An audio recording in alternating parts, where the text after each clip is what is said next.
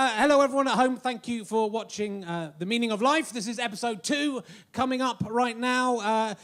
This is a show that I've put together myself. It's cost about £20,000 to make this series, which is incredibly cheap. But obviously, that's my money, and that's slightly upsetting for me. So it'd be great if you could help contribute in some way. But also, you can contribute a bit by just imagining slightly better production values than we have. We can't afford swooping crane shots and stuff like that at the moment. Maybe we will, but we do have our own smoke machine. Come around here, Craig, and look at our smoke machine. If you watched episode 1, you'll remember it didn't work. There's no lights on it, so yeah, it hasn't. It's not working again. So we have a smoke machine that doesn't work. It costs £30. Maybe by the end of the series that will work. Who knows? So it's still very exciting to have a smoke machine that has somehow fused and broken itself. There are lots of ways to pay for this if you want to. This is free, obviously, what you're watching now. But if you want to download a longer version of this show with jokes that were too rude for Vimeo and stuff that didn't work, and a longer version of the interview that I'm doing with Professor Richard Wiseman later on, then you can go to gofasterstripe.com/Rahumol, and you've got to go Rahumol when I say Rahumol. You're useless. So. And you can pay to download the whole series there. You get a series pass. Or if we finished all of them and there's enough interest, we will be putting them all on DVD, which we'll also be able to buy at Go Faster Stripe. Or you can buy tickets to see me live like these idiots did. It's all right, isn't it, so far? What do you think? I mean, it's pretty cheap. It could be like really shit and you still go, well, it's only 10 quid. It was still quite good value. Or if you want, there are various ways to pay and make a donation at gofasterstripe.com/Rahumol. Yeah, well done. You're learning. If everyone who downloaded this either on iTunes, British Comedy Guide, or on Vimeo.com were just to give us £1, we would be able to put that money to making even more of these and even more content. So what we've got is some badges that say I paid £1, which you can buy. They cost £1.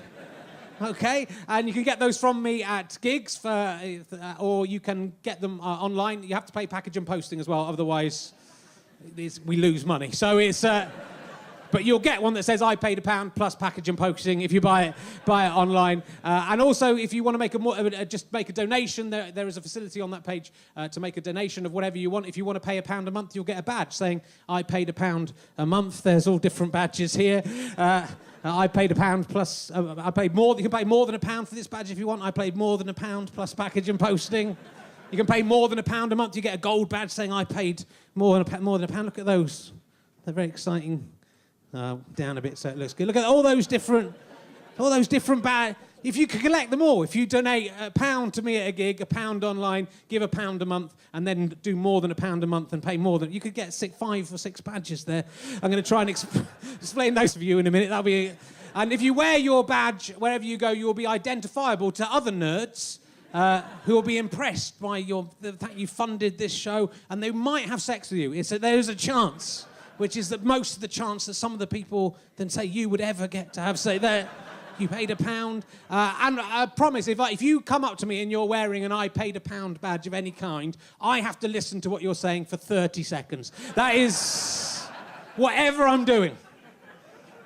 So that's part of the contract. So you get more than that. And if you donate money monthly, we'll send you some other stuff as well. But it'd be fantastic if you wanted to help us claw back some of the £20,000 that we spent on this. That'd be great. And if we make a profit, all of that money, none of it will come to us. It'll be ploughed into making further programmes, which is very exciting, isn't it? Just buy a badge. It's £1. It's the least you can do. It's literally the least you can do. All right, the least that you can do is just to tell your friends about this show so they can watch it as well, and that's free. And maybe one of them won't be such a skinflint that they're not prepared to pay £1 for this. For 6 of these, just £1. It's a fucking £1. You get a badge. What do you want out of me, blood? Fuck you. Where did we come from? What are we? Where are we going? The answers, my friend, in the wind they are blowing. Is the mind of God even worth knowing? What's the meaning of life? That's what this show will be showing. Is life just a dream? Is anything certain? Is the world just a stage? If so, where's the curtain? Is the Queen really a lizard or is David Icke bonkers? If a serial killer kills another serial killer, does he work like conkers? Are dinosaur bones just got pulling a beetle? Can a camel in a blender get through the eye of a needle? Would you rather have a tic-tac or a time-traveling finger? Who's gonna call out the RSPCA on Pavlov and Schrödinger? Are we victims of fate or is there free will? Is there a bigger twat on earth than AA gear? Is the cannibalistic Eucharist the spookiest sacrament? Are babies really nothing more than sexual excrement? Does a suicidal bee self-indulgent with ennui recite a sad soliloquy? To be a bee or not to be a bee? Buddhist, physics, physicists, Taoist, Maoist, alchemists, are they all just factorists? Let me get on that. What's the meaning of it all? What's the meaning of asking? Don't get a logical positivist on me unless you want an ass kicking. Cause I just wanna know, what's the meaning of life? What's the meaning of life? What's the meaning of life? It's no big deal. It's just the meaning of life. Just the meaning of life. Just the meaning of life. Richard Herrings' meaning of life. Is everything is going to happen already written? I hope so, as that'll get me out of having to write the next 4 episodes of this show. It's the meaning of life, and please welcome your host, Richard Herring. Thank you. Thank you very much. Lovely to see you. Thank you for coming.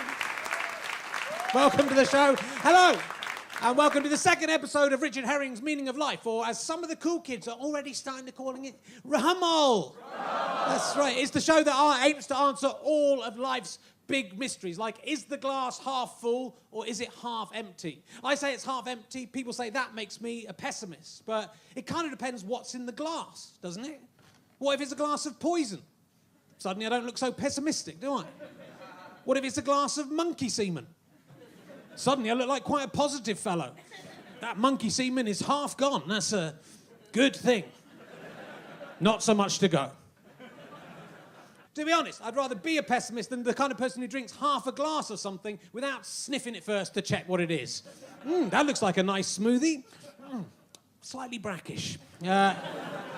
If there is a message to this show, I guess it is. It's always good to sniff something before you put it in your mouth. That is... It's a lesson I live my life by, madam. Do listen into that if you can. Tonight, we are going to be looking at the paranormal. We have nothing to fear but fear itself and monsters. And ghosts, and a Frankenstein is quite scary. Are UFOs real? And if so, why do they only appear to people who are mad or too stupid to even operate a camera properly? Can we talk to the dead? Yes, of course we can. The real question is, can the dead talk back to us? The answer to that is no. No, they can't. They're dead.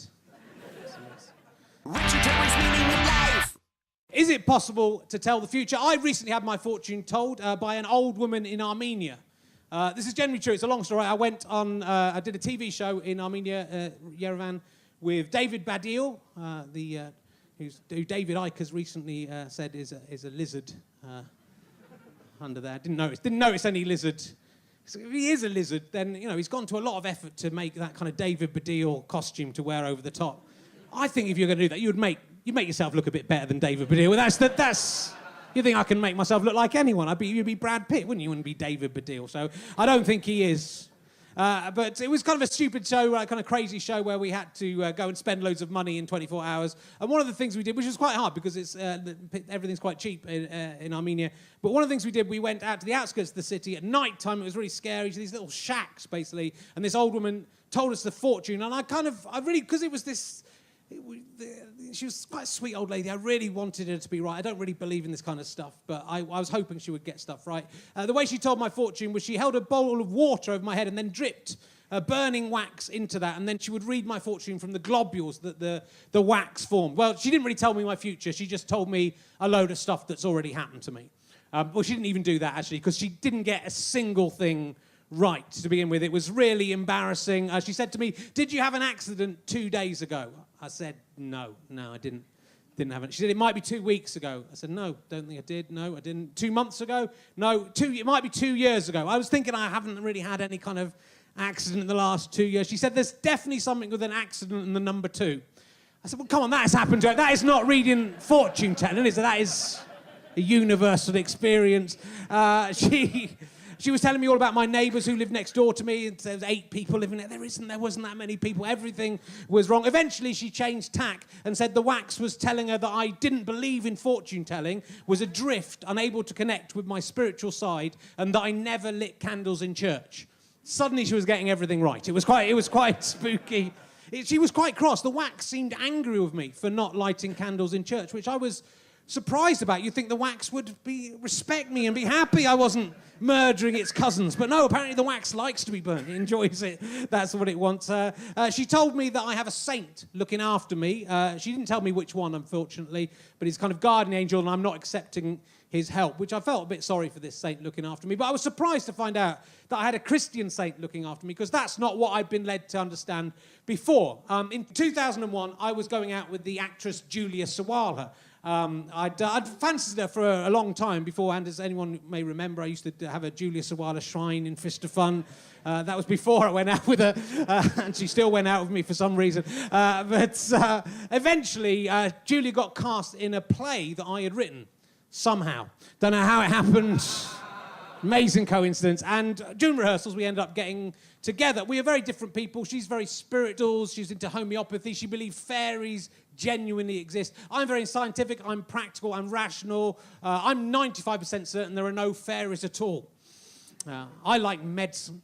But we went away for a weekend and we had a Tai Chi lesson. I must have loved her. And the woman taking this course was a very spiritual, arty-farty type. She said to me, I can see spirits from the other side.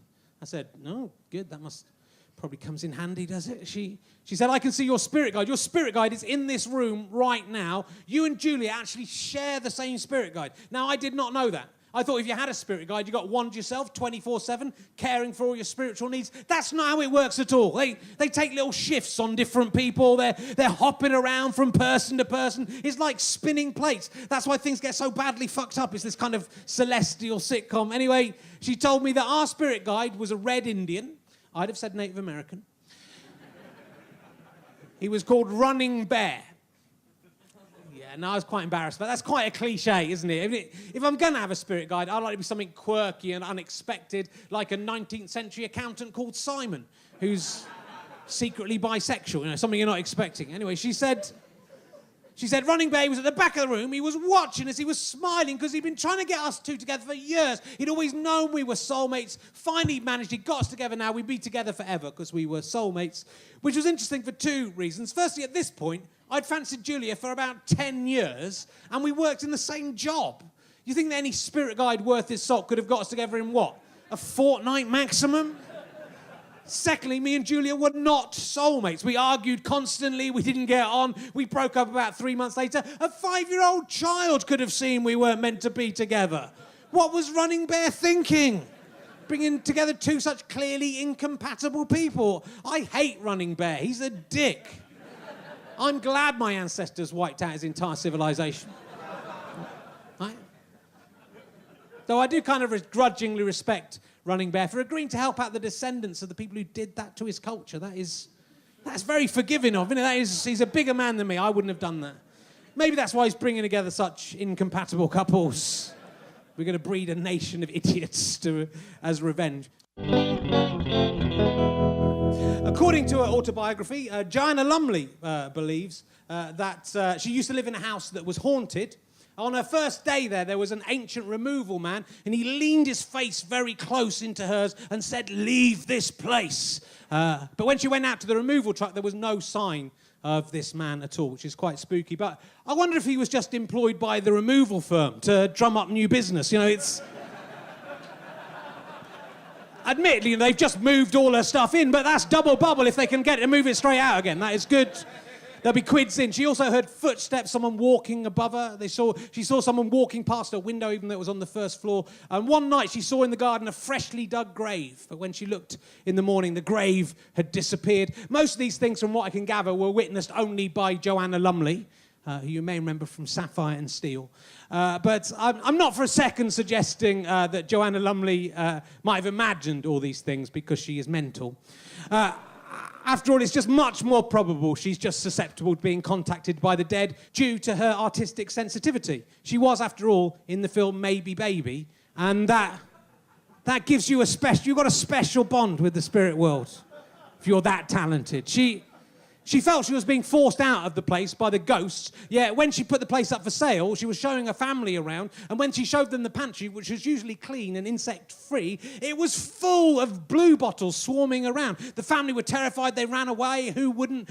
When Lumley went back into the pantry, there were no insects in there at all. It was clean. Again, that's tough, isn't it? If even ghost insects are haunting you. The inhabitants of the next world must hate Joanna Lumley for some reason. Why are they?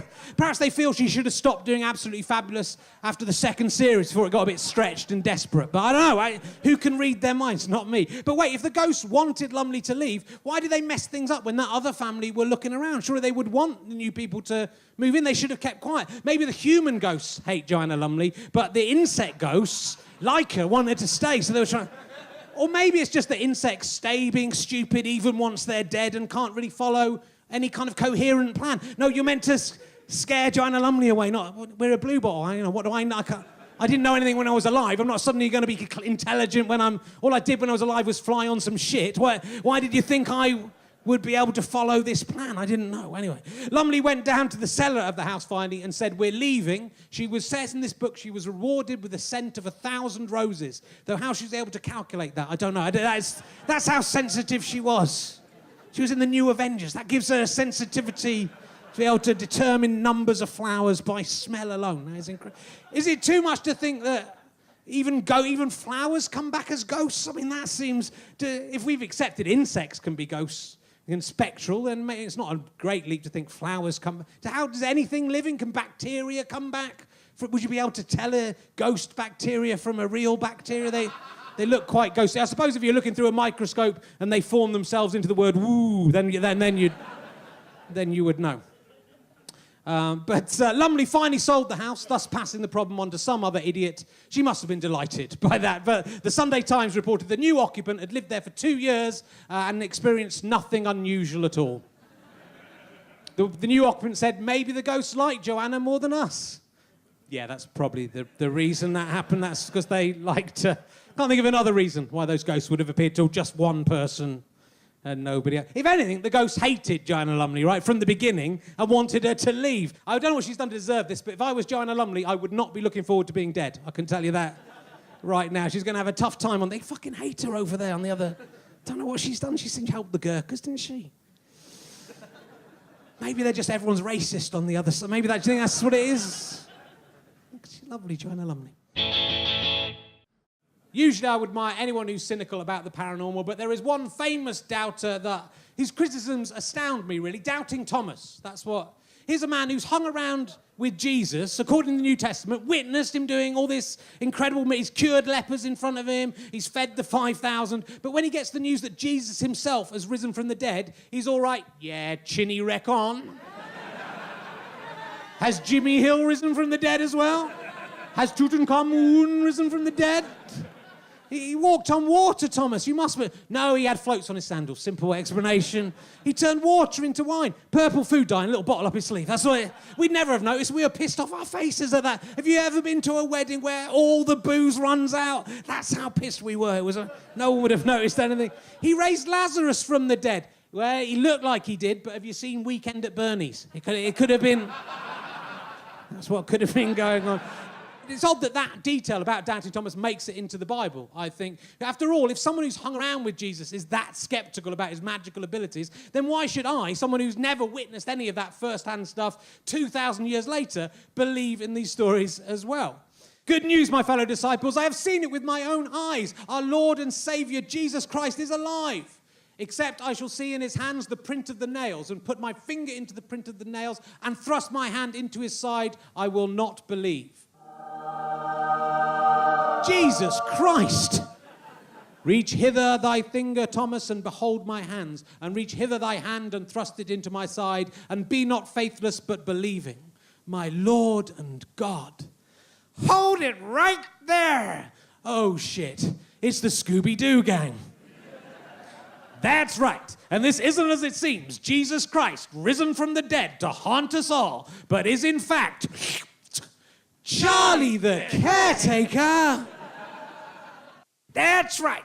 I took advantage of the crucifixion of a common man and pretended to come back as a ghouly ghost in the hope that I could establish a religion that would spread across the Western world, form a corrupt church which would willfully ignore all the things that Jesus actually said, and amass a massive treasure and have sex with children and create division in the Middle East, leading to endless centuries of war and schism. And I would have gotten away with it too, if it hadn't been for you pesky, meddling cunts. Take him away, officer. Ooh. Oh no, it's a real Jesus Christ. Don't worry, this time it's just Scooby. Scooby-Dooby-Doo!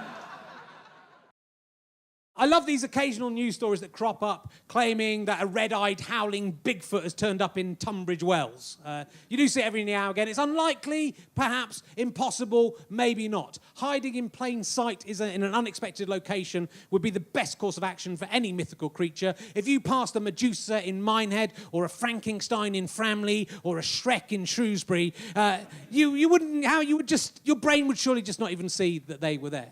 But how many people do we successfully ignore every day because they're lonely or dispossessed or frightening? So we don't see things if we don't want to see them. When you're sober, for example, you certainly become aware of all the drunk people. You don't notice them when you're drunk as well, when you're one of them. But when you're not, suddenly they're everywhere with their purple noses and suspicious damp patches on their trousers.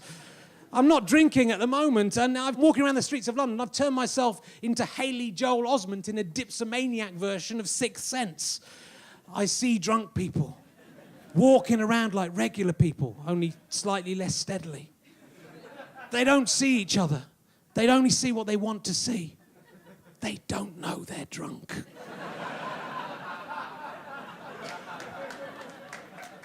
If we can edit out human beings, why not monsters? Historically, sightings of seemingly imaginary beasties are much more common than you might think. My personal favourite first appeared on Barnes' Comment in September 1837. A businessman was taking a shortcut after a late night at the office when he was confronted by a bizarre leaping figure leaping supernaturally high over the cemetery walls. It was described as devilish, with large pointed ears, googly glowing eyes. The cowardly businessman ran for his life. This would surely have been passed off as a drunken hallucination, or maybe an owl taped to a space hopper. But reports of this bouncy Beelzebub then came flooding in from all over the city. He was dubbed Spring-Heeled Jack. Servant Mary Stevens was walking on Clapham Common when an assailant grabbed her, kissed her, and ripped off her clothes, groping at her with his claws, which she described as cold and clammy, as those of a corpse. This prancing phantom was scared off by Mary's screams. The bodice ripping and breast fondling became a calling card of this unholy terror. Yet, whilst not condoning such behaviour, it's quite a charming use of such diabolical powers. For all his abilities, Spring-Heeled Jack seemed to... Spring-Heeled Jap, that's a different story.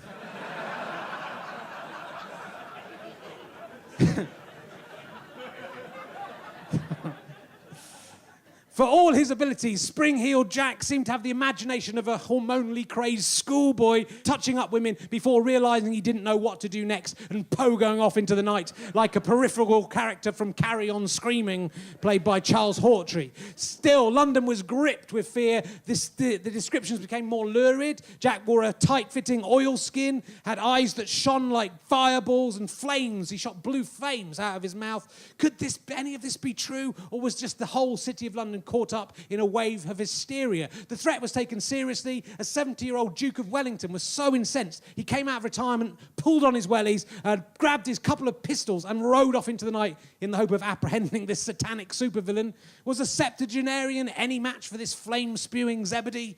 The Duke claimed to have come close to capturing Jack, but the wily ghoul eluded him.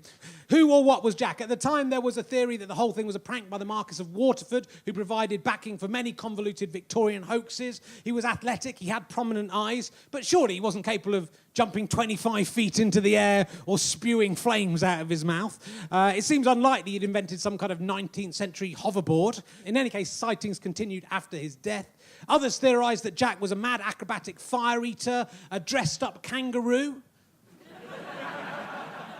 Yeah, but who dressed him up as that, and why? Why would they do that? And why was this kangaroo, this marsupial, so obsessed with human mammary glands? That seems... Could be an alien used to the gravitational pull of a bigger planet. I prefer to believe that Spring-Heeled Jack was a product of the madness of modern city life, a monster forged from the imagination of Londoners who then willed him into existence, and then he became one of them, but with slightly better manners. But, you know, if these things can just be conjured up like that, can we believe anything that human beings claim to witness? If people say these things, UFOs, fairies, Jimmy Savile, is any of that real? He's a bit like Spring-Heeled Jack. Do you think he might have just been going for years? He's immortal. No, too controversial. That's too controversial. The Madeleine McCann stuff, fine. Yeah, we'll let that go. Don't get on to Jimmy. How dare you mock Jimmy Savile after all he's done for charity. Now, will you please welcome to talk more about the paranormal, the fantastic Professor Richard Wiseman, ladies and gentlemen. Welcome. Thank you for coming along.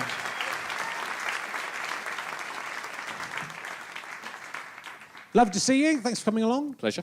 Good. And so I've been reading your book. It's here, handily enough. Look, I'll hold that up to the camera. You might sell 3 copies of that. As a result of this. It's a very, very good book. It's very good.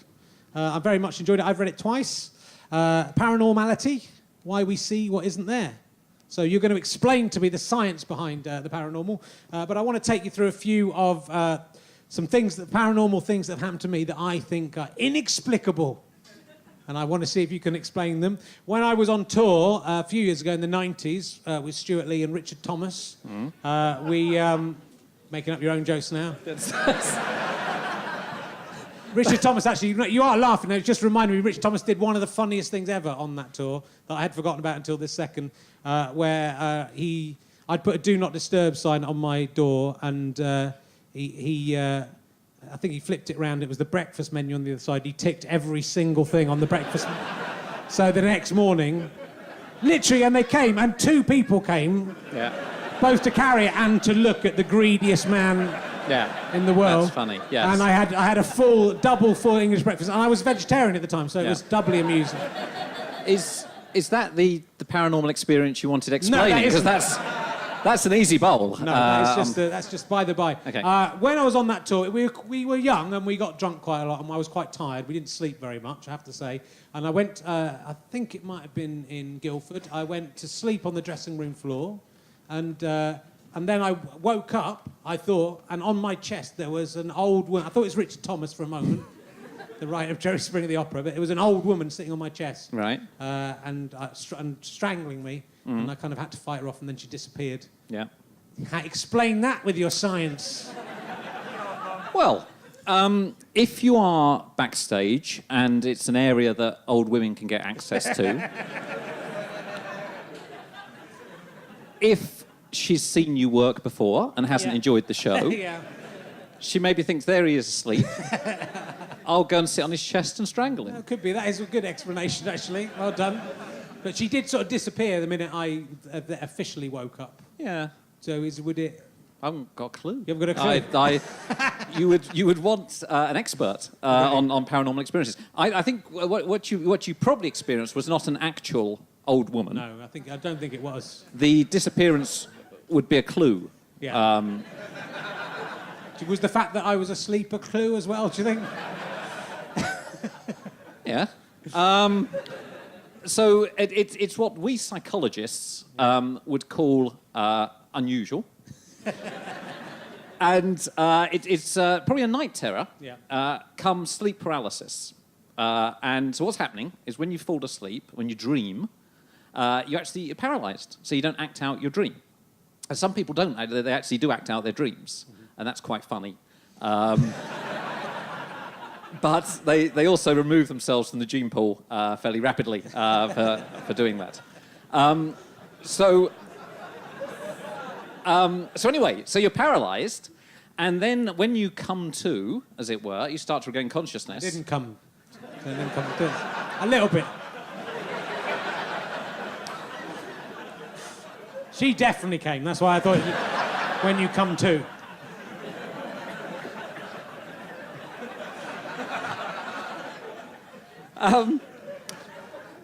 When you regain consciousness after having ejaculated, actually, during dreams, of course, you have an erection.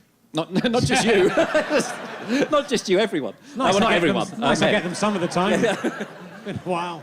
So both men and women are sexually aroused during dreams. Well, they're not actually. Their genitalia is aroused. Okay. They are. They might That be is sexual. part of them, though, right? That isn't like you're telling me a genitalia is like a creature that lives on us. And when we're asleep, it comes alive and... Yes. This is terrible. I never thought we'd get to this. Not this quickly.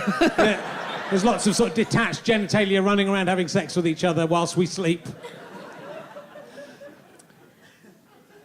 I saw a film on the internet once about a woman who had a genitalia that lived on her, and it kind of ate people, but very slowly. And they went, I was talking about the penis and the vagina. And I used the term genitalia as a collective noun. Okay. I'm now regretting it, to be honest. I wish I hadn't mentioned the entire sexual arousal, because it's not even important to the story. I was just throwing it in on a whim. So anyway, so there you are, sexually aroused and paralysed. You start to regain consciousness. Yeah. And you think, well, I can't move. That's a bit weird. And then your brain, as it often does, makes up a story to tell you, to explain the paralysis. And it tells you there's somebody pinning you down. And it depends on your belief system as to what you think that is. Some people think it's like the devil. Some think it's an alien. And for some reason, your brain decided to come up with an old woman. Which is a curious choice. It could have come up with anything. It could have come up with, an attractive young woman. Yeah. But oh no. I'm the only gerontophile in show business. That's, and that makes me safe. I'm safe. And then what happens? It's quite a scary experience, actually. So as and then you slowly drift into proper consciousness, and you realise there's not an old woman there, and so your brain makes her disappear, and then you're fine. But the thing to do, if you have it again, is try and wiggle your toes, because that breaks the paralysis quite quickly, and then the drift through consciousness is much faster. I don't wanted to go. I wanted to stay. It's nice having a friend on that tour. Just for 1 second. Fantastic. Ladies and gentlemen, Professor Richard Wiseman, by his fantastic books. Lovely stuff. Thank you very much. You can go. Thank you very much.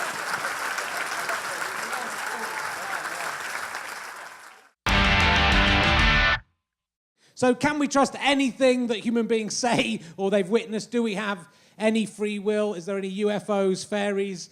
I don't know. I think that it's true. The wonders of the natural world and the wonders of science are kind of so much more impressive than anything anyone's making up from the paranormal. You are all made out of stardust. You were created, the atoms that make you were created in the crucible of exploding stars. The sperm that made you beat millions upon millions of other sperm to create life and grow into a human being with consciousness and intelligence and the ability to windsurf. You're amazing.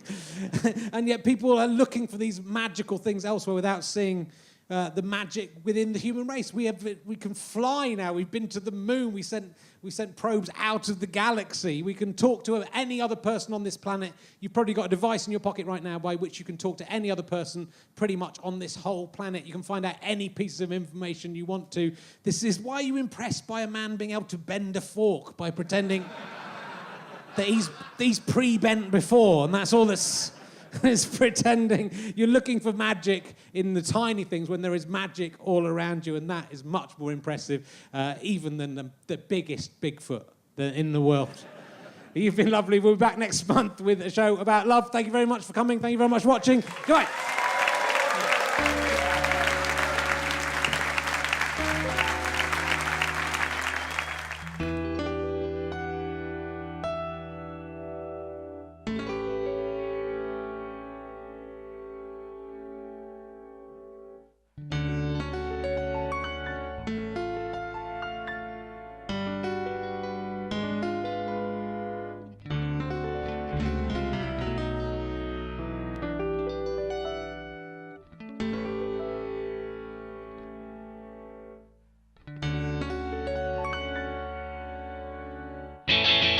Hello, my name is Richard Herring. I present Richard Herring's Meaning of Life, or as the cool kids call it, Rahamol.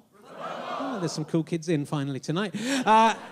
It's free, but it's costing me quite a lot of money to make, so you can help pay me back with that if you buy one of these. It's a I paid £1 badge, which they're for sale for £1. At all my gigs, you'll be able to buy those off of me. If 20,000 of you buy one of those, then I will be able to pay my bank manager back for the money I've got. But also, if you want to donate online, you can do that. You can get I paid £1.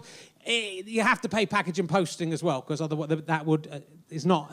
It costs more than £1. It's £1.50 package and posting. So if you pay £1 and get that, we would start losing even more money. So in that case, you get I paid £1 plus package and posting.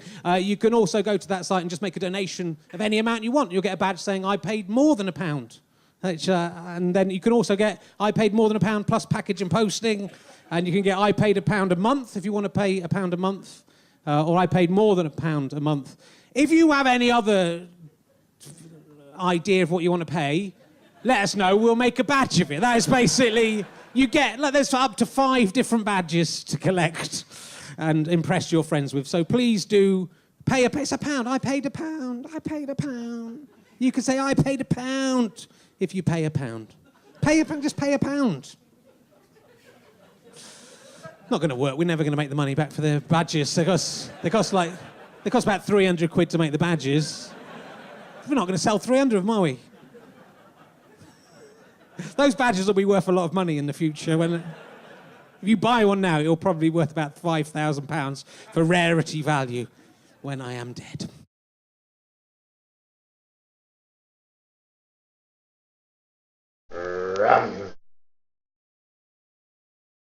How'd you like them sky potatoes?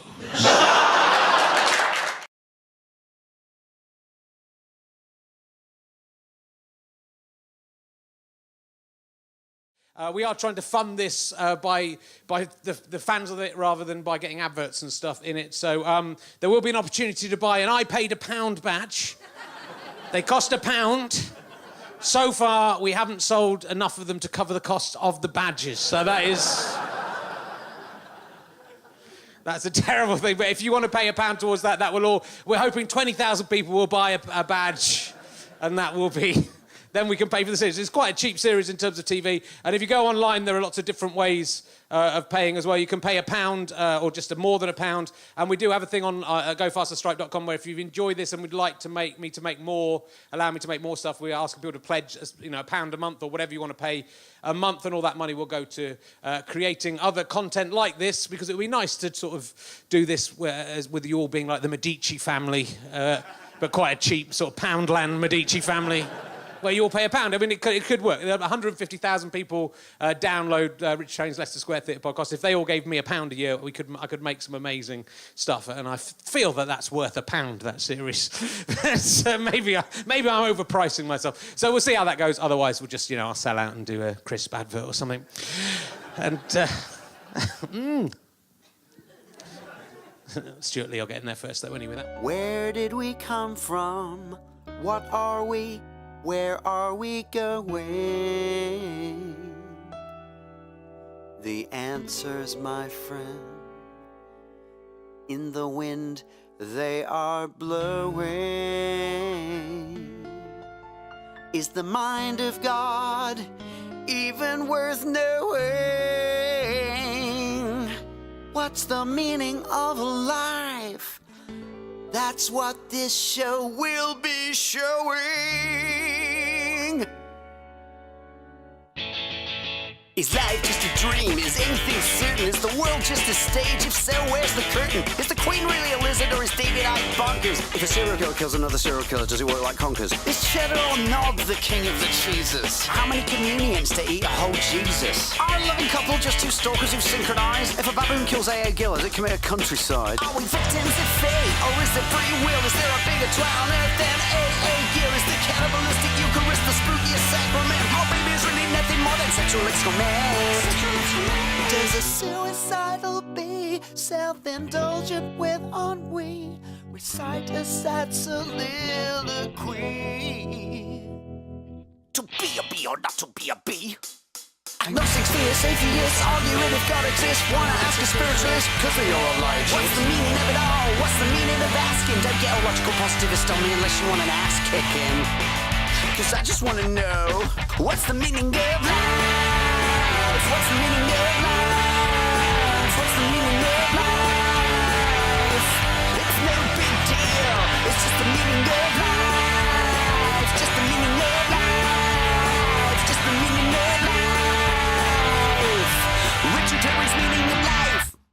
Ladies and gentlemen, welcome to the Leicester Square Theatre. It's the meaning of life. Please welcome a man who proves that the road of excess actually leads to the hut of stupidity. It's Richard Herring!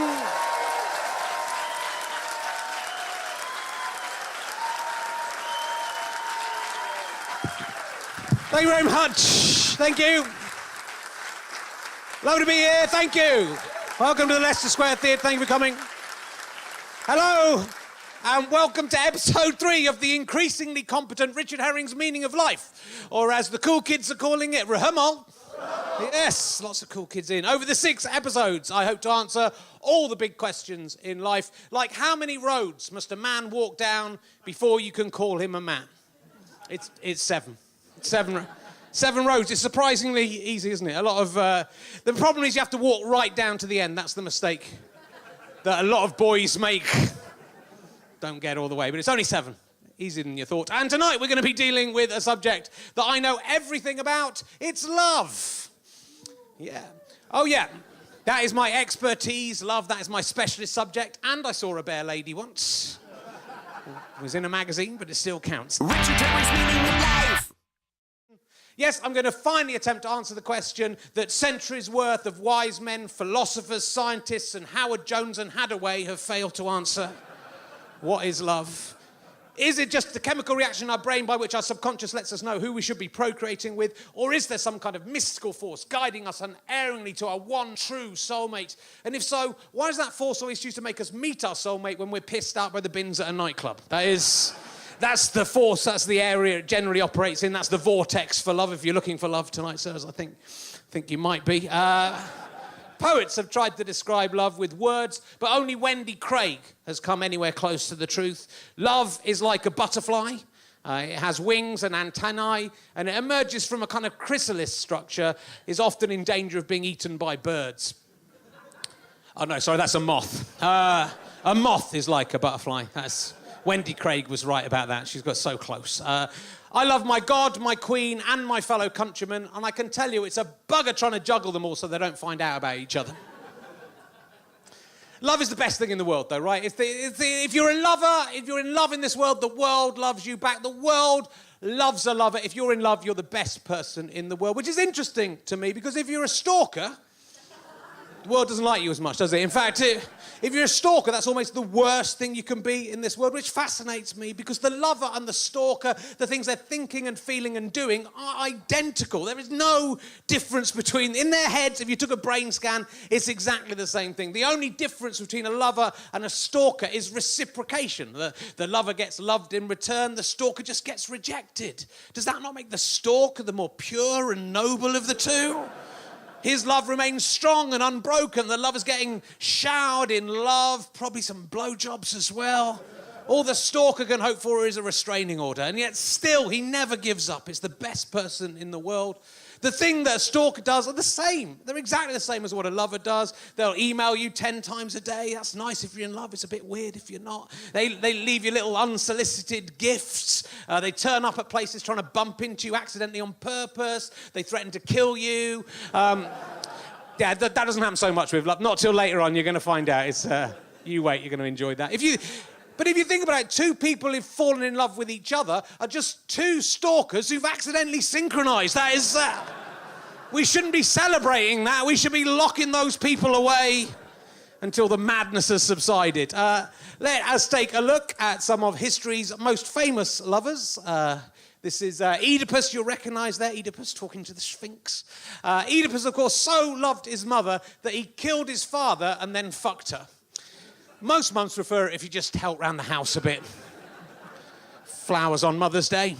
Maybe a homemade spice rack. That's really as far as you need to go with your own mum, Oedipus. Van Gogh, His idea of how to get the woman he loved to love him back was to cut off one of his ears and send that to her in the post. Now, most women will prefer flowers or chocolates or a homemade spice rack, but for 1 in 1,000 women, the surprise severed ear arriving by mail is the key to their knickers. You're taking a gamble, but if you get the right one, it's 1 in 1,000.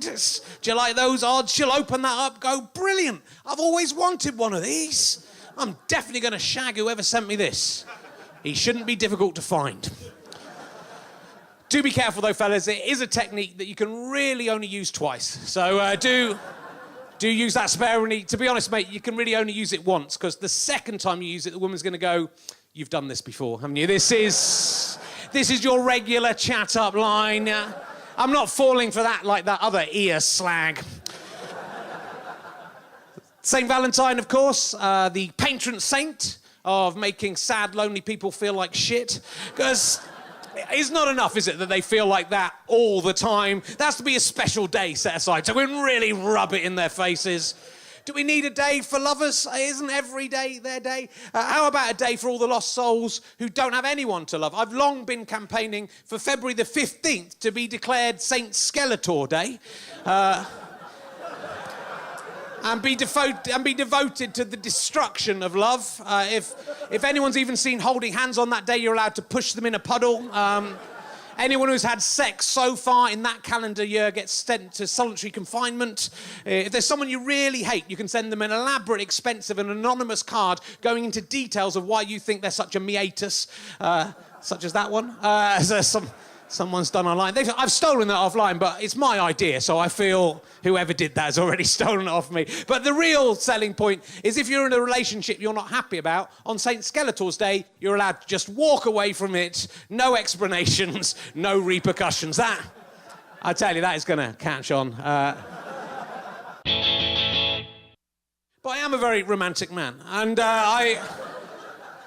I've been falling in love my whole life. The first time I fell in love, I was 10 years old. It was 1978. I was going to Switzerland with the school on a little school trip. In a bus, I was staring out the window on this long, dull coach journey when I happened to notice a young woman standing on the balcony of like a wooden house just some distance away from the road. I don't know how much of this is genuine memory, by the way, and how much is romanticised, even slightly eroticised fiction. But I believe she was wearing like a flowing white skirt with the sunlight shining behind her. She was maybe 18 years old, slim, with long brown hair. There's just no way this is an accurate reminiscence. I was young on a fast-moving bus, looking at someone in the middle distance. I can only assume this memory owes as much to a Timotei commercial as it does to actual recollection. But what is definitely true is in that moment I recognised this woman as beautiful and I wanted to express my appreciation to her. But being 10, I didn't really have any options. What I decided to do was to wave at her. That was my idea. And somehow she saw me waving at her and she waved back, enthusiastically rocking from side to side, laughing, maybe shouting some French greeting. It was truly beautiful. And being 10, I was able to kid myself that she'd seen me and was similarly enamoured with me as I was with her. With the benefit of hindsight, I think we can assume that her actions were not precipitated by some paedophilic lust. From her perspective, a small, chubby child had waved at her, and out of a spirit of fun and international relations, she'd returned the greeting, not considering that the scene would have implications on that child's burgeoning sexuality, or that he might still be talking about it 36 years later. Of course, even if she had been sexually aroused by this tiny, plump child who had oh so subtly attracted her attention, there was very little either of us could have done to promote our blossoming and strange love. We spoke different languages. I was at least 8 years her junior, with little or no ability to interact with girls of my own age or nationality, and I was on a bus hurrying towards Lake Geneva. I think even the most romantically minded bus driver would have been hard-pressed to stop that to allow us to meet. But any physical meeting would have ruined everything. It was the temporary and transitory nature of this interaction that made it so special. I spent the rest of the journey with this warm feeling in my stomach, bragging to my friends about this mysterious and beautiful French woman on a balcony who'd fallen in love with me. She, no doubt, quickly forgot about the whole experience. I doubt she's ever thought about it again. But more than 3 decades on, she still occasionally pops into my mind, and I feel the same almost innocent, visceral tingle of excitement. She's forever captured in that shaft of sunlight, young and untouched by ravaging time. before I met my wife, I'd resigned myself to the fact that I wasn't going to be the monogamous type. I thought that's just, I thought that's the kind of guy I was. I'd dating a few people in my late 30s simultaneously, and not in an underhand way. I was honest about it. Never underestimate the power of honesty in dating, is my advice to people. Lying is a stupid thing to do. Just tell the people what you want to do, and if they want to do it, they can go along with it as well. I was seeing one woman a bit more regularly, and I told her I didn't want to be exclusive, and she said she was cool about that. But I began to suspect that her feelings were a bit stronger for me than she was letting on. I was making her breakfast in bed one morning, because that's just one of the services I provide for everyone who sleeps with me. It's just, I think it's only polite. I think they've given you something, I think you should give them something in return. I always make breakfast in bed. I don't know, does he make you breakfast in bed? Does he? That's nice. He did it once, didn't he? He did it early on, yeah, he did it once, and then... Now sometimes he says he's going to do it, and then he comes up with chucks you a bit of crust of toast. He's eating it on the way up. But I always make breakfast in bed. I do it now for my wife. I think it's polite. Just make breakfast in bed. You've done something disgusting. Here's breakfast in bed. My speciality, what I like to do, I make porridge. And that doesn't sound... No, it doesn't sound that good. But what I do is I get berries from Marks and Spencer's, right? That's £4 a punnet they cost. It's like proper, like blueberries, raspberries, the king-size blackberries. Have you seen? They're like twice the size of a normal. Girls love that stuff. They go crazy. It's like a double blackberry. Get a bit of honey, some sunflower seeds. If you want to come back tonight, I've got enough ingredients for 3. I've got enough milk. I've got enough oats. I've got enough seed. It's not double entendre. These are just the ingredients of porridge. I'm just showing I know what I'm talking about. So anyway, I said to this woman I was dating, I said, do you want some breakfast? She said, yeah, can I have some toast? I said, well, yeah, you can have toast if you want. I've got £4 blueberries in the fridge going rotten, but if you want toast, have toast. She said, I'd like to have toast. I said, well, have some fucking toast then, you idiot. What do you want on the toast? She said, well, what have you got? I said, well, I've got like Marmite, honey, jam, marmalade. Then as I was leaving, I thought, maybe she just wants it plain, no butter or margarine. So I sort of spun round. I slightly garbled the brand name of the margarine I had at the time. I said, Olivio. And she said, oh, I love you too. Thank God we said it at last. I knew you did, really. So I had to go out with her for 3 years, because that's... Once you've said that, that's a commitment. You can't take that back. When you see her little face light up at that, you can't go, oh, no, I meant the margarine. Can you? That is... break her heart. They've had to change the brand name of that margarine to Patoli because it was causing too many unwanted long-term relationships. I think quite a lot of the women in the audience are now thinking, actually, the first time he ever said that to me, the only time he's ever said that to me, he was making me toast. It would be awful to have a relationship based on a margarine misunderstanding, wouldn't it? You get your 50th wedding anniversary, goes, there's something I've been meaning to tell you this last half a century. The first time I said that to you, actually the only time I said that to you in the 50 years, I meant the margarine. I mean, I've come to love you in a way over the last... It'd be awful, wouldn't it? Having that hanging over your head, that margarine embarrassment hanging over your head. So, but anyway, the 3 years passed. I'd been with her for 3 years for that. I thought, thank God I can end this now. I called my girlfriend into the bedroom. I said, look, I've got something quite important to tell you. Sit down, come in, shut the door. She said, oh, je t'adore, si. Oh, how romantic you said it in French. That's lovely. It's been so long since you've told me. I said, yeah, it's 3 years to the day since I last told you that. But then I had to go over the 3 more years. That's the one. Every time you say it, that's 3 years. A 3-year sentence. So when that 3 years was up, I was being really careful. I was going to make sure nothing was going to get misconstrued. For the last few months, I didn't even speak to her at all, just to make sure there was no mistake. But one day, we went for a day out on the Isle of Dogs, and she was laughing about it. I go, imagine that, an island full of dogs. And I was going, oh, yeah. I was laughing along. But, I was checking. I had my eye on the clock, because I was seconds away from the end of this. And then she said, what would be funnier than an island of dogs? An island of monkeys? I'd go, yeah, monkeys are funny. An island of otters? Yeah, and otters are fun as looking to watch. She said, what about an island of sheep? That would be funny, wouldn't it? Yeah. What if there were no male sheep on? What would that be if it was just an island of... the Isle of You? She said, yeah, got you, that's it, 3 more years. She knew. She knew all along. She tricked me. Got to be careful. So, I was very shallow back then. In my 20s and 30s, I was shallow. It was kind of weird. If you're in a relationship when I was in my 20s or 30s and wanted to get out of it, if I wanted to finish it, I was too scared to finish it because it was too embarrassing to say you'd had enough. You think about your friends, your family, how they would react. I genuinely used to just hope that my girlfriends would die. So the relationship would be over. I mean, it's terrible. It's fingers crossed, but it didn't. I'm in my 40s now, I'm more mature, and I'm properly in love. I really love my wife, and if I ever have a moment where I regret getting married, now I hope that I will die. That's maturity, that is true love. That's because I love my wife too much to want her to die, so that is nice. I've been married for over a year now, it's incredible. I always thought I'd get, thank you, I always thought I'd get, through. So, 3 people that have been married for less than a year. Oh, well done. I've been married for... I always thought I'd probably get married one day. I never dreamt I'd be married for a whole year. But I believed I was a bachelor boy and that's the way I'd stay. I planned to live my whole life, in fact, like Cliff Richard. That was my idea, going from devil woman to devil woman, roller skating everywhere I went, listening to cassettes on my Walkman. Going on holiday in a bus with Melvin Hayes from It Ain't Half Hot Mum, eating only mistletoe, drinking only wine. Cliff has never found the right woman. I think we all know why that is. I'm guessing it's because he has his pick of strange pension-aged groupies, and who can blame him for not wanting to sample everything from that unsavoury smorgasbord? Not me. Yum, yum, yum. Tuck in, Cliff. You're only human. While we can't all live our lives like this imaginary, immoral babe maggot... Maggot? Probably closer to the truth than we dare go. Well, we can't all live our lives like the imaginary, immoral babe magnet on his summer holiday. That final commitment is a real big one, isn't it? It's forsaking all others as long as you both shall live. All others? It's a bit unrealistic, isn't it? That's for the rest of your life. Plus, it's the closest the church gets to inciting murder, as long as you both shall live. There's a get-out clause, don't worry. They're practically signposting the way out.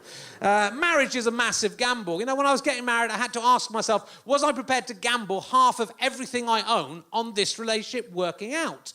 And it's not like I get double money if I win. If anything, all I get is happiness. That's not great, is it? I'm in my mid-40s. I've managed to accrue some quite good stuff. I've got a house, I've got a car, I've got a Bodum latte maker. I don't want to lose half of that. It won't work with half of it gone. If you're 19, yeah, sure, go ahead. What you got to lose? Half a pack of Polos? Fair big deal. It is more of a gamble for my wife, as she has ended up with me, and I am an idiot. But she is wonderful, my wife. She's younger than me, she's taller than me, she's beautiful, she's intelligent, she's funny. Look, this picture actually by her goddaughter, I hope you can all see, it's a bit not quite clear, but that's my wife there, all like beautiful blonde hair, purple hands for some reason. Quite well defined. And then in the background, that's me, a sort of Rumpelstiltskin-like gurning elf jumping around. He can't believe his luck. He's going, how did this... It's like a photo. I've never seen a picture that has captured... Even with the purple hands. I mean, she doesn't even have purple hands. She's that good, I wouldn't mind if she did. But what she's seeing me, it proves that love is not only blind, but deaf as well, and has no sense of smell or touch, and is stupid. We got engaged in December, and we got married the following April. I hope there's never a 4-month period in my life again where I have to spend so much money on rings. There was engagement rings, wedding rings. Don't get me wrong, I like rings. They're very pretty and symbolic. But for symbols, they're also bloody pricey. The good thing about symbols is they don't have to cost much. But unless these rings are symbolising how much money you're going to spend on your wedding, in which case, as you were, rings, brilliant symbolism, well done, if perhaps a bit literal. I've never been the kind of man who's keen to decorate my stubby fingers, my stubby Hermione from Harry Potter fingers. Exactly the same size hands as her. I can prove it. With jewellery, you might have heard of me referred to as the Lord of the Rings, but it's for a different reason. Now, it's due to my excellence on the gymnastic equipment of that name. But I don't want to bang on about money because it's not very romantic, is it? But fucking hell, it was so expensive. When I saw the price tag on them, my heart stopped. And it's a tiny bit of metal. It can't be that cost that much. These ring manufacturers are onto a sweet deal. They can charge whatever they like, knowing that anyone complaining will lose face in front of the person they're trying to get to marry. 4,000 fucking quid. You can't do that, can you? You've got to go, oh, yeah, that seems reasonable for a piece of metal. First time, is that like the sample? I'm getting a mine full of this metal, or is that... First time I looked down at my Bering digit in the shop as I was trying this on, I felt a pang of panic. There's nothing like having a wedding ring on your finger to make you realise you're actually getting married. But in fact, that's the only time that you have a wedding ring on your finger and you're not married. It's the last chance to escape. But, I didn't want to. As I looked at that ring on my finger, it just felt right. In the past, I couldn't see the point of getting married. If we love each other, why do we need a piece of paper to confirm it? But suddenly I got it. It's like cool. We're like ring twins. I felt even close to this foolish woman who wants to be with me for as long as we're both breathing. And if I have my way, long after that, stuffed and displayed in an erotic tableau in the Tower of London. That's what I'm hoping. Secretly, I'm really happy. I was really happy and looking forward, and I'm delighted to have been wearing my precious, I call it, because it pretty much makes me invisible to all other women. It seems. I did fall in love with my wife at first sight. I went weak at the knees, actually, when I first talked to my wife. The first time I spoke to my wife, when I walked away from her, I felt a magnetic force pulling me back towards her. I've never experienced anything like that in my life. I'd never believed in love at first sight. It was kind of spooky, the way she kind of impacted so much on me, and I'd barely spoken to her, and I knew straight away. It was kind of weird, and having spoken to her, the first time we kind of got together and I went out and chatted, she's an unusual woman. She's so clever, but she's like an alien. It's just like the way she looks at the world. Sometimes you wonder if she's been on this planet her entire life. If I've been chosen as the first human to interbreed and make a intergalactic child, I'm very happy to do that. She's incredible. I'm not sure she's from this planet. One of the first conversations we had, she told me she had a list of things she wanted to achieve in her life, like a bucket list, 30 things to do before you die, like climb Mount Kilimanjaro, do a parachute jump. There were things like that on her list. But the third thing she told me about on a list of things to achieve in her life was to build a pyramid out of Ferrero Rocher chocolates, like they have on the ambassador's reception advert on TV. That's her third lifetime ambition. To even think of wanting to do that at all, I thought was incredible. But if that was one of your lifetime ambitions, wouldn't that be incredibly easy to do? All you have to do is buy some Ferrero Rocher chocolates and borrow a tray. Bang, that's that one ticked off. Let's look into parachute lessons. Come on, we're not getting any younger. Let's move this along. So the fact it was an unfulfilled ambition, that's what really did it for me. The fact that she wanted to do that, but she couldn't be bothered. That is the woman for me. Our first Valentine's Day came along. We hadn't been together that long. It'd been quite a struggle getting there. We'd had some hurdles to overcome. It was too early to make a massive romantic gesture.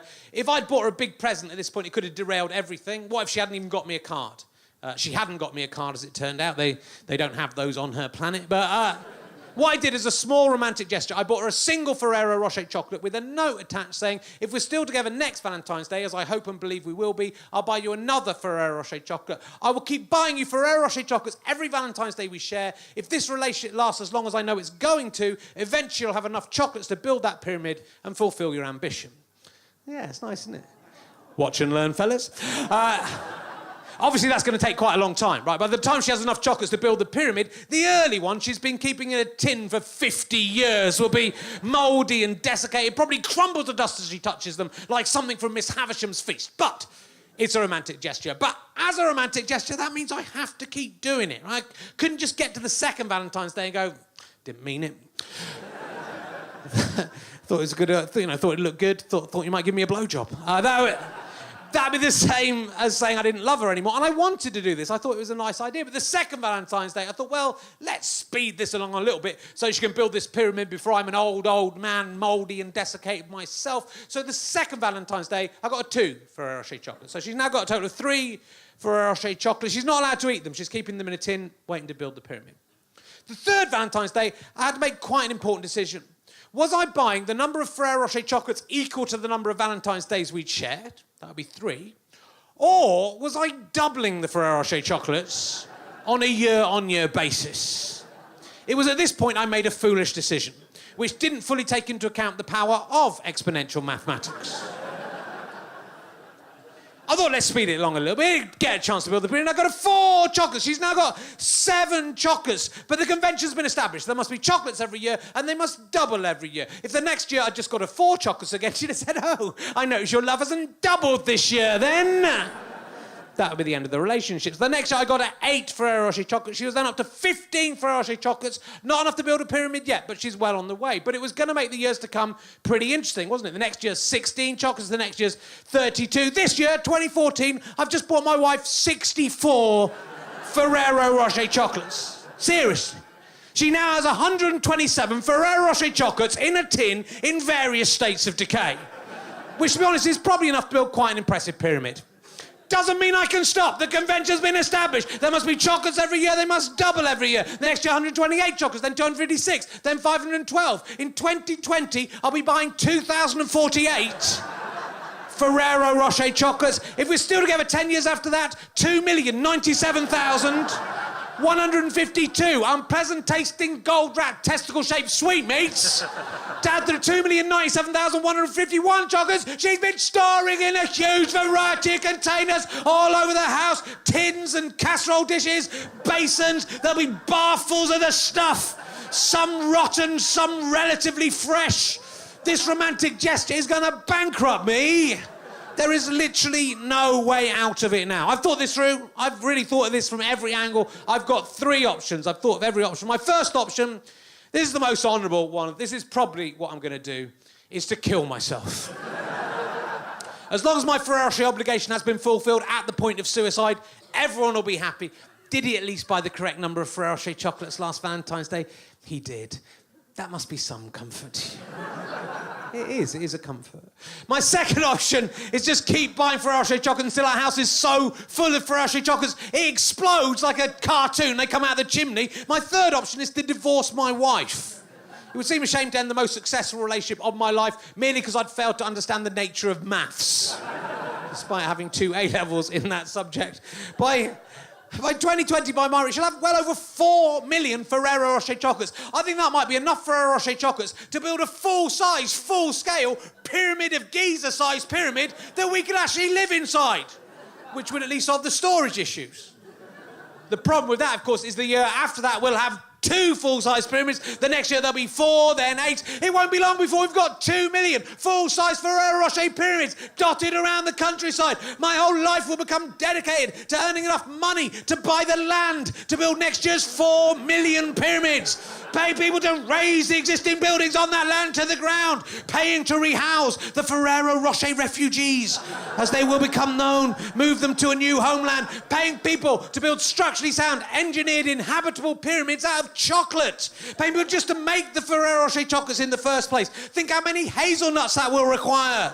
The whole of the world's agriculture will be dedicated to one nut. I won't be able to afford this. I'll have to enslave the nation and then the world in a grotesque confectionery parody of the way the original pyramids were built.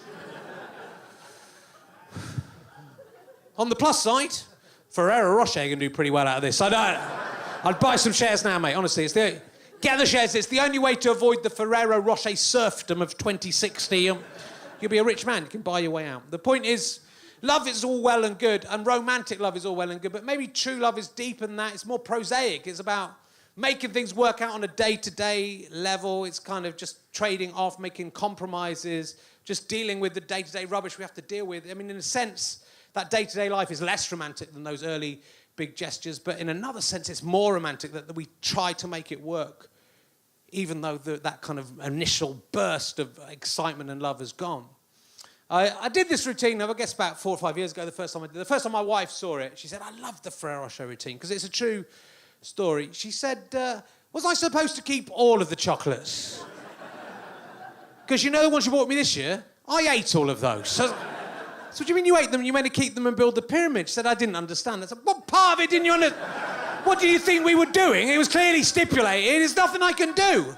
If I'd fuck this up, I'd be in the doghouse for months, because it's the girl, fellas. You just have to suck it up. What are you doing? Are you building the Ferrero Rocher pyramid in your stomach now? Is that your new ambition? Are you shitting out Ferrero Rocher chocolate shit? Then moulding that into a gigantic chocolate shit pyramid? Cheated only directly out from food. There's been Ferrero Rocher chocolates and nothing else. Because to be honest, I didn't spot that on your original list of ambitions. Must have been near the bottom, was it? So, to find out all about love, we have an expert on love. She's a writer, journalist for The Independent and The Oldie, and an agony aunt.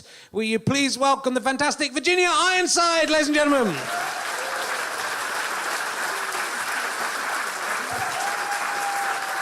Lovely to meet you. Just saw you backstage. Hello, Virginia. Hello. You are an agony aunt, so I'm presuming you know all about love. What is love, anyway? And does anybody love anybody anyway? Those are my first two questions to you. God, that's a bit of a mean question. Honestly, I'm asked about people being in love, but the whole thing about what is love is incredibly difficult. It's like a piece of soap. You can't define it. Apparently the Greeks said there were 4 different kinds of love. There was a love of God, a sort of spiritual one, a love of your children, a love of your friends, and erotic love, which is a love of the opposite sex. It's best of all when it's all 4 together. And I suppose there's also love of your football team, I suppose. But so which one are we going to address today? Well, I think we're looking more towards the erotic/romantic. Yeah, I think love. we are. I Yes, think we'll go for, because I think we've dealt with parental love, I think. Look, the smoke machine's not only working; it's working on its own now. It's working just a little bit too well. It's being sarcastic, this smoke machine. So, does anybody love anybody anyway? These are Howard Jones from the 1980s 2 questions. What is love anyway? Difficult to say. Does anyone love anybody anyway? Yes.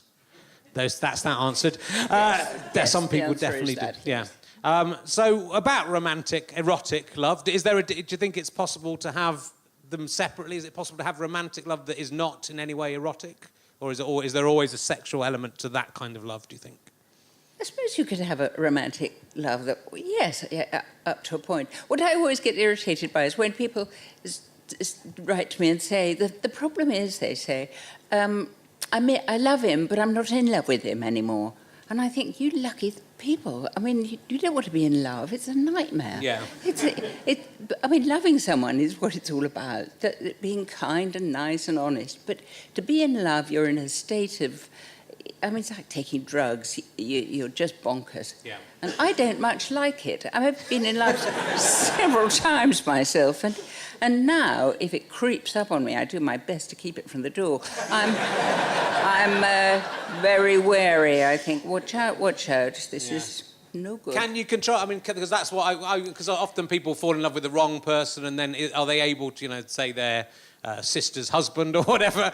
That's happened to me, it's very, is it possible to stop it, or is it a roller coaster that you can't stop?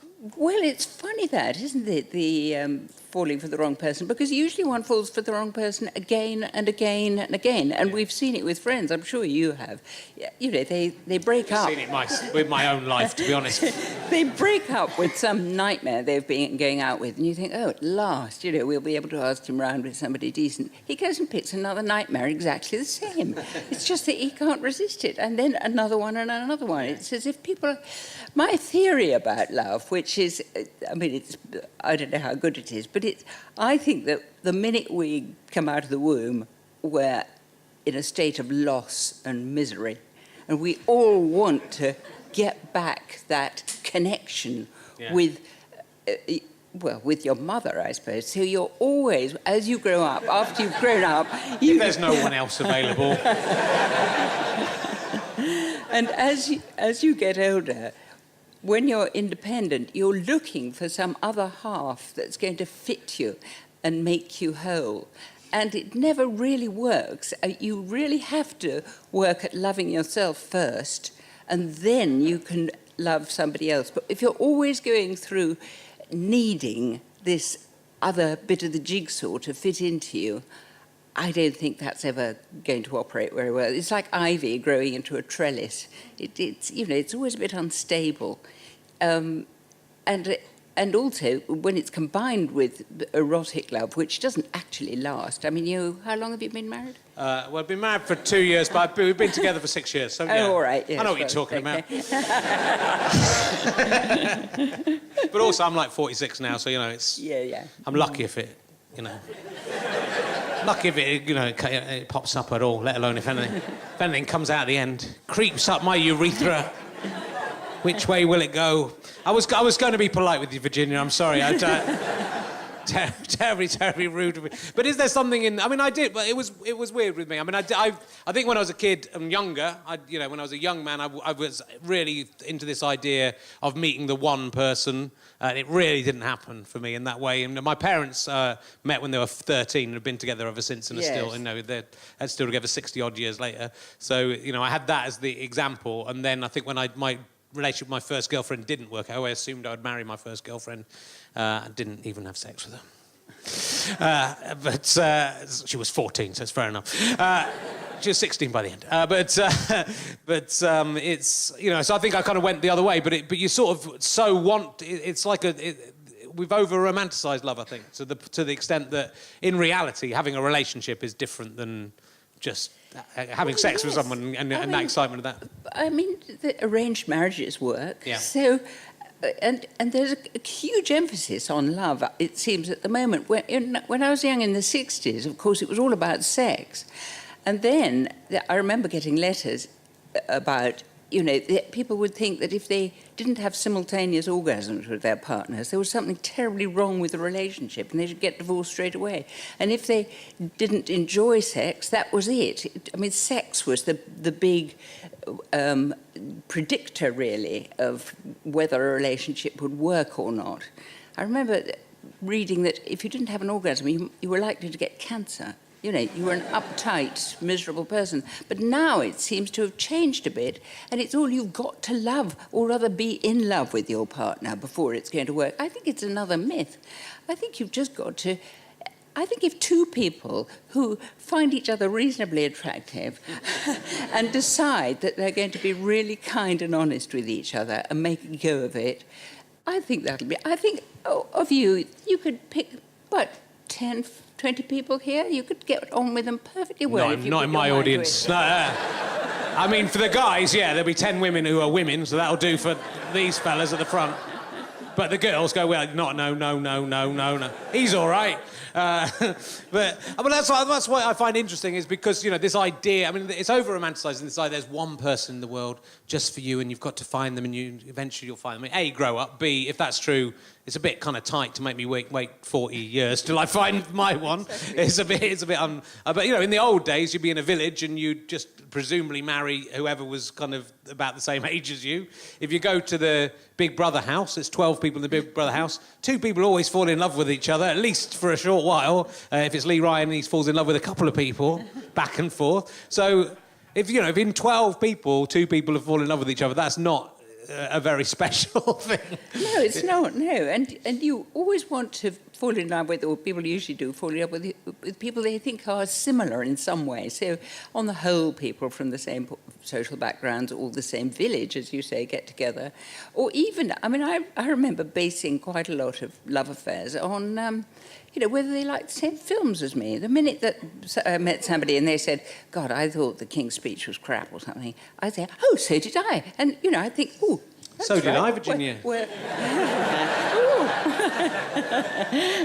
Just found out you live really close. My wife can, I'll let you know when my wife's out. Bang! Will you please give a massive round of applause to my guest, Virginia Ironside, ladies and gentlemen? Thank you. You may now, if you wish, leave. Thank you, that's brilliant. Thank you. We'll share a cab back to Shepherd's Bush. Richard Herrings meaning in life. I think that love, it is just a kind of a fanciful, imagined thing. It's kind of a beautiful thing. It's fantastic that I do love my cats. I don't know if I'm not sure they love me back. I don't think they do. It doesn't matter. That's where love is a wonderful thing. And I am delighted to be in love with my wife, even if it is a metaphysical nicety born out of the basest human needs. It's still a wonderful thing to express. And I hope if you're in love now, that continues. If you haven't found love yet, it'll happen. It might not happen to you, but, you might go to Battersea Dogs Home and Cats Home and they'll just pick a random flea-bitten bit of shit off and then within a year, you'll love it, and that'll be the love of a pet, in a way. it's probably the best you're going to do. So that's but that's nice. And you know, I am glad. I'm glad because I as a younger man, I did. You know, I lived until as a sort of itinerant student until I was about 40 years old. It was pathetic, and I think a lot of men my age envied me the freedom I had. You know, doing whatever I wanted, travelling around, having. It was sort of fun up to an extent. It's not as good as you think, fellas. I think when you're about 17 or 18, you think it's a good idea to go out and sleep with loads of different people. I think most of us get a bit older, a bit more mature, into our mid-20s. We realise it's more satisfying to be in a long-term exclusive relationship with someone we have genuine feelings for, that we cherish and love. Then we get a bit older, into our 30s, and we realise, no, I was right first of all, but it's... Too late, you've got kids now, you'd have to divide up the CD collection, it's more trouble than it's worth. Best just sit it out, wait for the blessed release of death. And that, fittingly, is our next subject. Next month's show will be about death. Do come along. Again, it's fantastic to see all of you here. Do watch again at home for free. And do spread the news about the podcast and the video to all of your friends. Most of it's going to be free. And thank you so much for coming. That is the end of the show. Good night. Thank you.